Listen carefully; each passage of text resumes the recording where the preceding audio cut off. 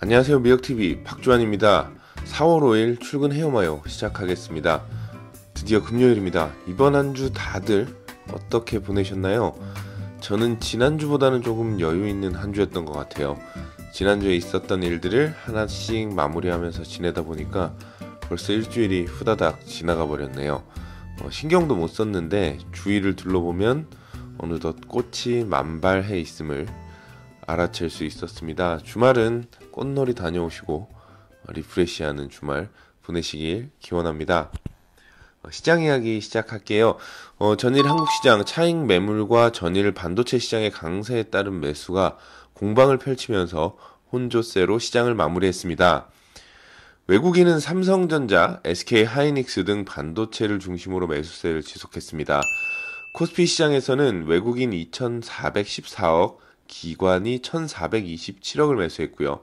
코스닥 시장에서는 외국인이 208억 매수, 기관이 230억 매도하면서 코스피는 0.15% 상승한 2206.53포인트, 코스닥은 0.3% 상승한 751.58포인트를 기록했습니다. 전체적인 시장의 뉴스를 정리를 해보자면 미중 무역 협상 호재, 글로벌 성장 매크로 지표 약세, 브렉시트 불안, 중국 경기 반등, 이렇게 크게 4가지 줄기의 뉴스가 있는데요. 결국 이러한 전제에서 자주 언급되는 뉴스들을 잘 정리해보면 시장의 흐름이 보일 것이라고 생각을 합니다. 결국 시장을 무너뜨릴 이슈는 이 4가지 뉴스 중에서는 적어도 존재하지 않는다라는 것이죠. 블랙스완은 늘 우리가 예상치 못한 곳에서 나타나기 때문입니다. 미중 무역 협상과 전반적인 세계 경기 악화는 뗄 수 없는 관계이고, 브렉시트는 유로존에서 온갖 진통을 겪으면서 새로운 국면을 맞이하는 신호탄이 되겠지만 브렉시트 자체가 한두 달 만에 해결될 일은 아니라고 보여집니다. 그것을 통해서 영국과 근처국들의 경기가 일시적으로 영향을 받기는 하겠지만 유로존을 뒤흔들 만큼의 경기 악화를 가져다줄 이슈는 아니다라고 판단이 됩니다. 중국 경기 반등과 미국 제조업 경기 반등의 이슈가 있는데 이것도 결국 미국과 중국 간의 무역 분쟁에서 실마리를 찾고 지속성을 판단할 수 있겠다라는 생각입니다. 최근에 자주 언급되는 굵직한 뉴스를 한번 정리를 해보는 시간을 갖도록 하겠습니다. 여러분들도 주말에 한번 훑어보시면은 예습이 되겠죠. 네.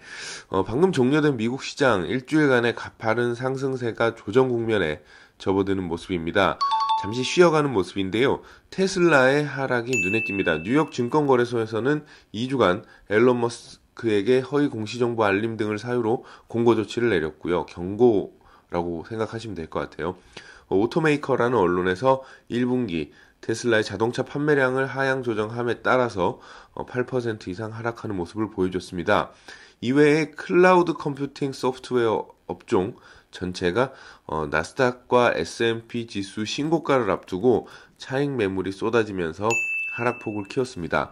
클라우드 컴퓨팅을 기반으로 한 소프트웨어 업종은요, 작년 10월 하락 시장에도 꾸준하게 상승하면서 나홀로 신고가를 써오던 섹터였기 때문에 가장 빨리 차익 매물의 유혹에 노출되었을 것이라고 생각이 됩니다.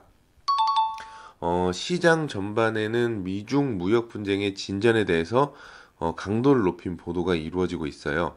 이러한 협상이 모두 이루어진, 그러니까 실무진 협상이 모두 이루어진 이후에 이제 양국 대표가 만나서 악수하고 화해하는 사이닝 세레머니를 하는 것이 일반적인 순서인데요.